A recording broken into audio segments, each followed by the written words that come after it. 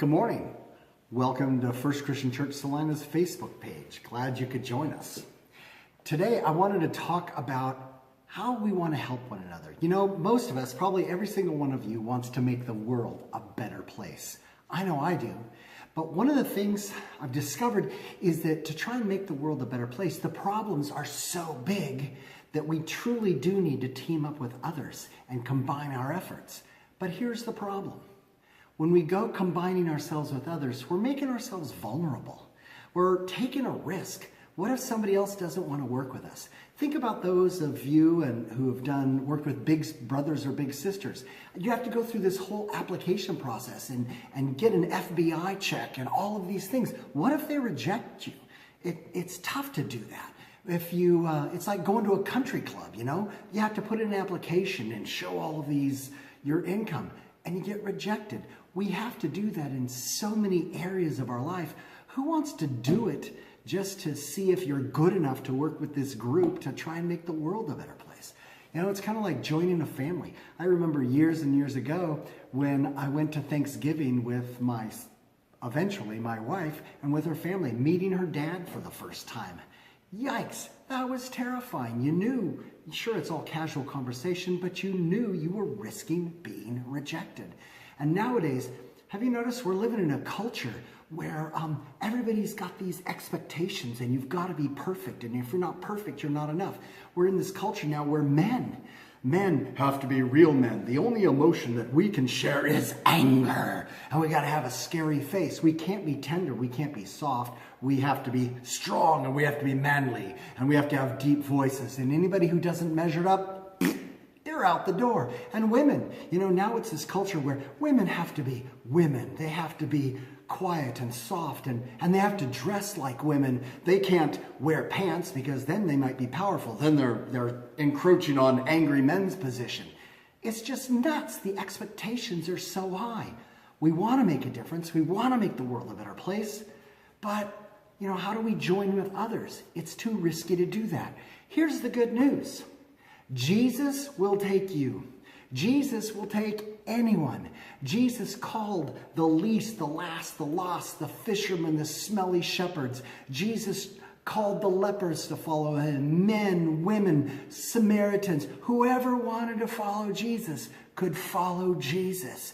Everybody is good enough to join the Jesus movement.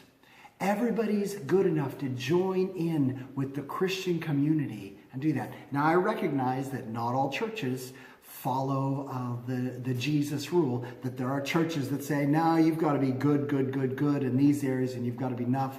You've got to believe the right things. You've got to act the right way, otherwise you're not. But that's not how Jesus originally did it.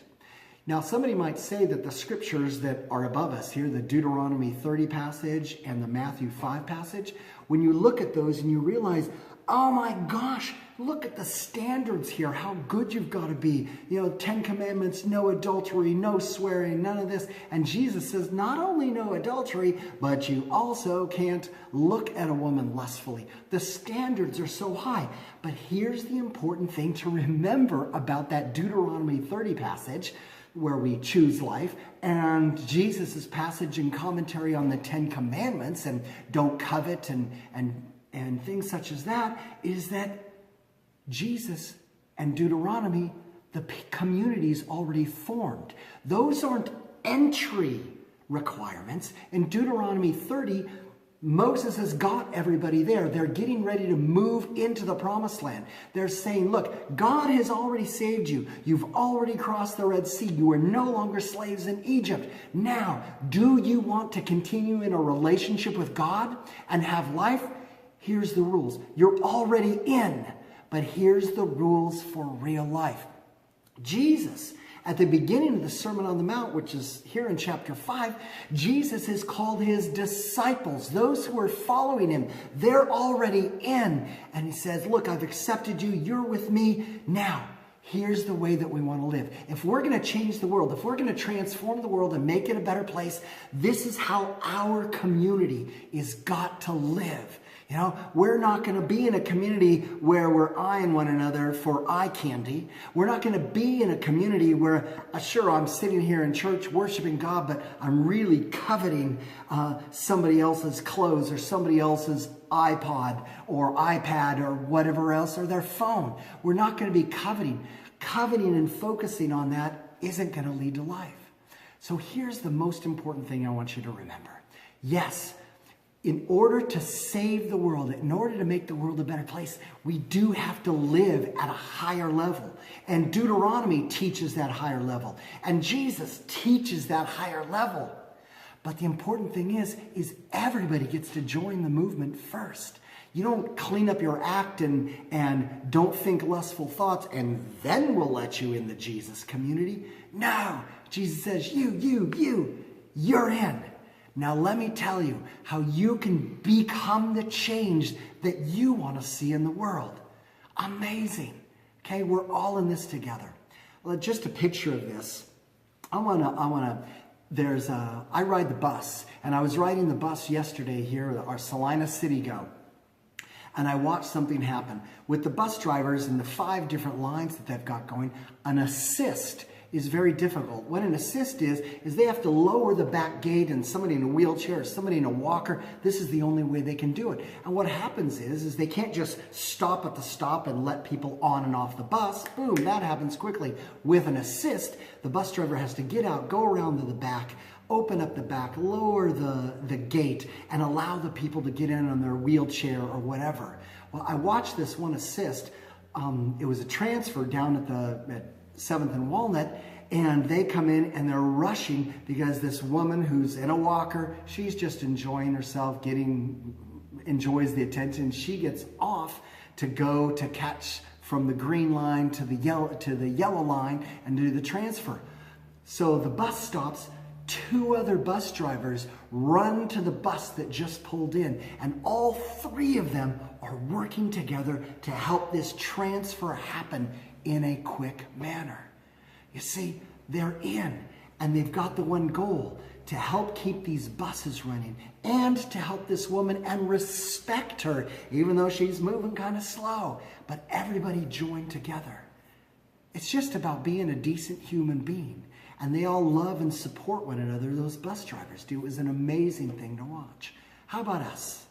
What can you do today? What can I do today? I want to suggest simply 2 things. Number 1, this week, make sure you take the time this week to listen to someone's heart who's trying to make the world a better place. Listen to their heart and figure out, God, how can I help this person? How can I encourage this person? How can I partner with this person so that they can be the change that they want to see, so that they can have the strength or whatever it takes to make this world a better place? And here's the second part. Share your heart with someone this week. Now, share your heart on how you want to make the world a better place. Do you want to drive in your car less to lower CO2 emissions? Do you want to be more generous with your money? Share with someone, partner with someone, talk to someone, and encourage one another. It's going to take a community for us to be the change that God wants to make in this world. Remember, you're already on the in. You say, Jesus, I want to follow you, you're in. Jesus is going to teach us how we can be that change. God bless. Hope you have a great week.